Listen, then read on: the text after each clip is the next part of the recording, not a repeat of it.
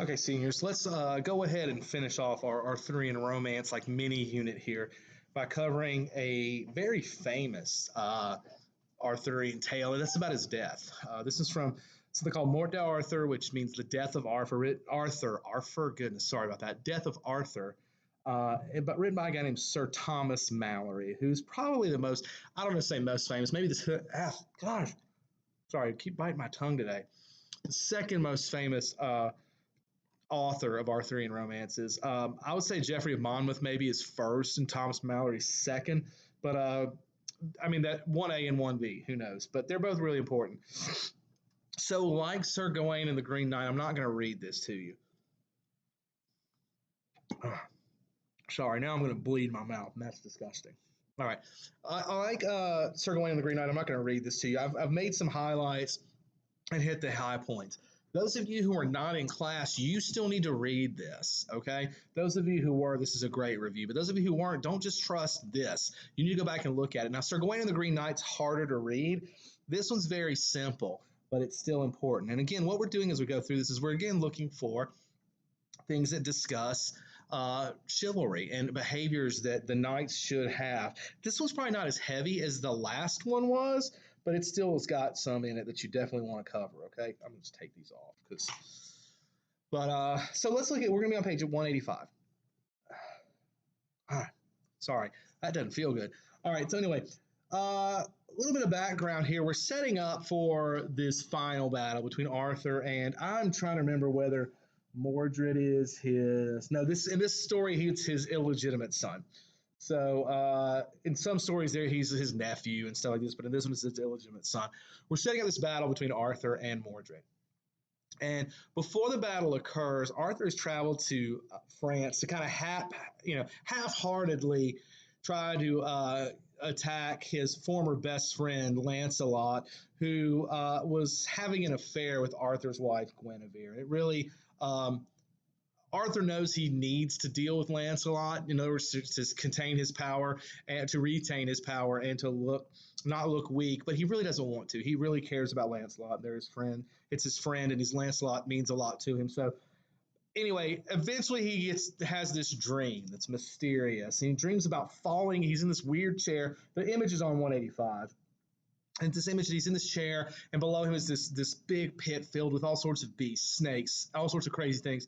And he falls in it. He starts having a nightmare. He wakes up, or some of his attendants wake him up, and then he falls back asleep. And this time he has a dream where he sees Gawain from our last story. But Gawain is dead in this. And let me read some of the parts to you. It says, came Sir Gawain unto him with a number of fair ladies with him. So when King Arthur saw him, he said, Welcome, my sister's son. I weened you had been dead. I now see that thee on live. Much am I beholden unto Almighty Jesus. Ah, fair nephew and my sister's son, what have been these ladies that come hither with you? So, Arthur basically is seeing Gawain's ghost here. Gawain tells him that these women are like his reward. They're the women he fought for. So this is that courtly love nonsense again. But he says they're there for him, and he's there to give Arthur a warning. So do not fight Sir Mordred for anything. Do whatever it takes to buy yourself a month. Within a month's time, Lancelot will return to England and will kill Mordred for you, and will do what it takes. But if you fight him, you and most of your knights will die. Okay, so when Arthur wakes up, I mean, he believes what he's seen. This dream is so realistic, he buys it. And he tells, it says Sir Lucan and Sir Bedivere, who are going to be important later in the story. He tells them both to go and do whatever it takes to cut a deal with Mordred to just basically buy some time.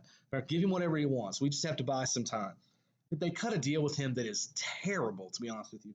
It says, Sir Mordred was agreed to have Cornwall and Kent by King Arthur's days, and after that, all of England after the days of Arthur. So basically, they give him some really good land in the present, and the deal was that when Arthur was gone, Mordred got to rule. So terrible deal. Mordred should have seen that as something suspicious, and maybe he does.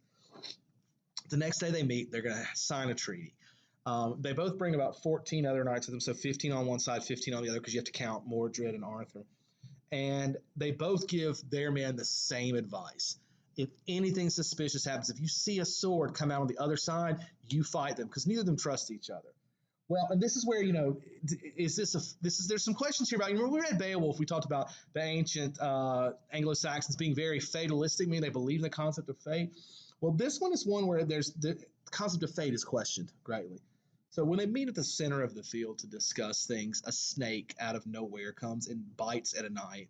The knight pulls his sword out to kill the snake, and in the process, a battle begins because you see a sword and everybody starts attacking.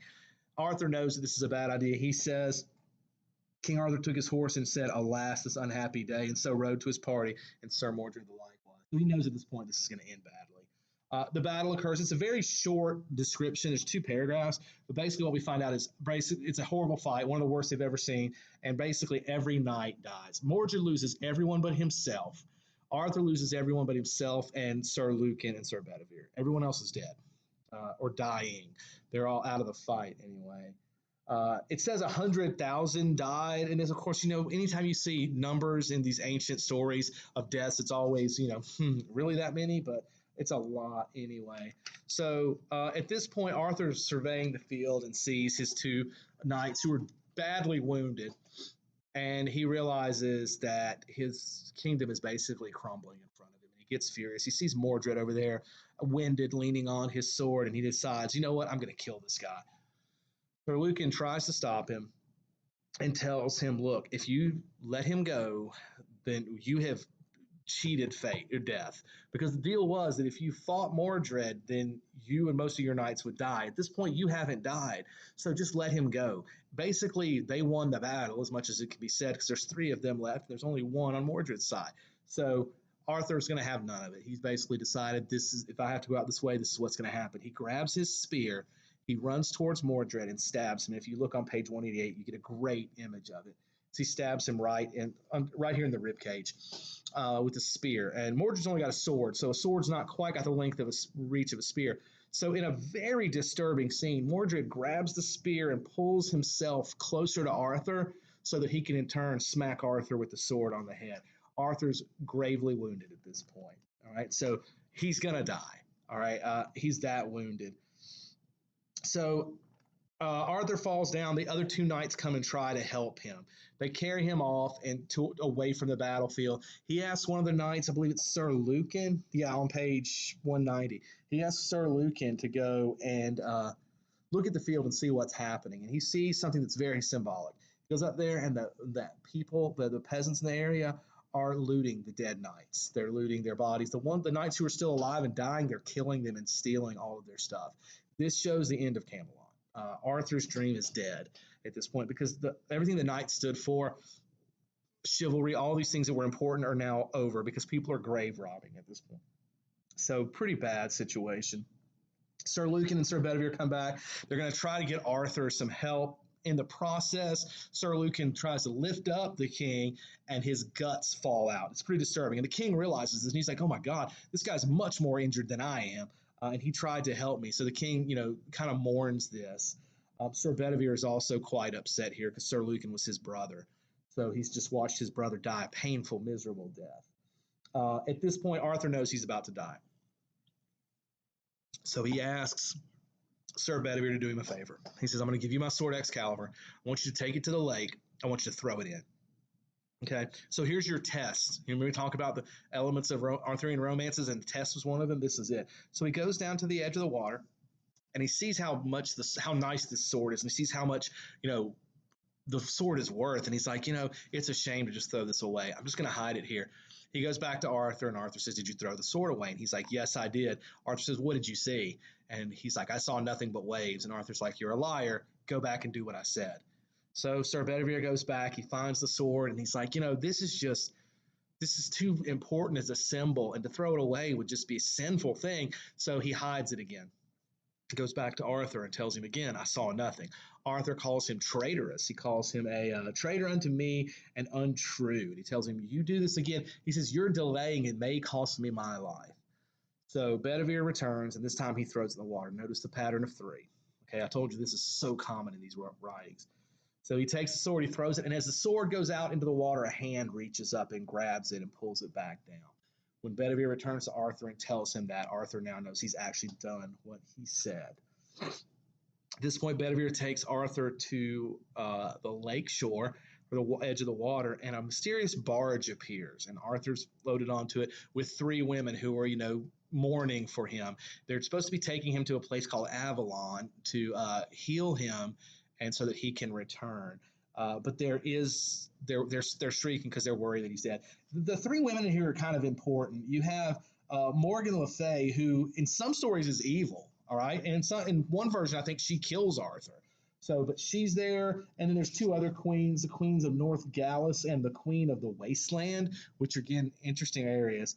That's a whole different story, but they are in fact take him away, and in the process, Bedivere's like, "What do I do now? I'm the only one left." And Arthur tells him, in kind of a weird thing, he basically tells him, "Hey, man, that's on you now. Do what you can, but I mean, I can't help you at this point. I have to go off and try to get healed. Do the best you can in the situation you are." So Bedivere starts wandering around. He finds this hermit in this cathedral, kind of in the middle, or it's not even a cathedral. It's probably just a small little shrine out in the middle of nowhere. And he's talking to this hermit, and he finds out that apparently three women brought someone here to be buried, and that they gave him 1,000 gold pieces, I think, and some other stuff as payment for the burial, which was been a significant amount of money and materials.